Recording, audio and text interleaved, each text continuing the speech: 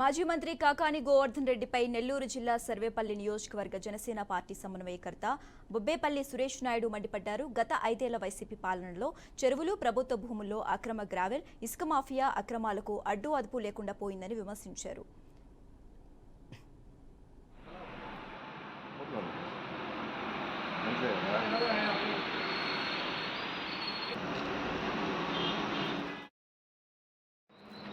గత 5 ఏళ్ల వైసీపీ పాలనలో సర్వేపల్లి నియోజకవర్గాన్ని సర్వనాశనం చేసి ఈరోజు ఎన్డీఏ కూటమిలో భాగంగా ప్రజల చేత ఆశీర్వాదం పొంది ప్రజానాయకుడిగా సోమిరెడ్డి చంద్రమోహన్ రెడ్డి గారిని సర్వేపల్లి నియోజకవర్గ ప్రజలు అదేవిధంగా రాష్ట్రంలో ఎన్డీఏ కూటమిని మంచి మెజార్టీతో గెలిపించడం జరిగింది.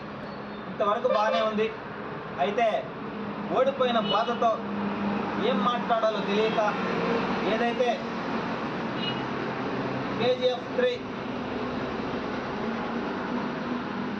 ఈయన సర్వేపల్లి నియోజకవర్గ ప్రజలకే కాదు దేశంలో ఉండే చాలామందికి తెలిసినటువంటి వ్యక్తి. ఎందుకంటే డూప్లికేట్ డాక్యుమెంట్లు తయారు చేయడంలో, కోర్టు సంతకాలు పెట్టించడంలో, కోర్టులో డాక్యుమెంట్స్ ఎత్తించడంలో సిద్ధహస్తుడు. అదే కాదు, ఏదైతే మాఫియా డాన్ గ్రావెల్కి కావచ్చు, ఇసుకకు కావచ్చు, భూములకు కావచ్చు,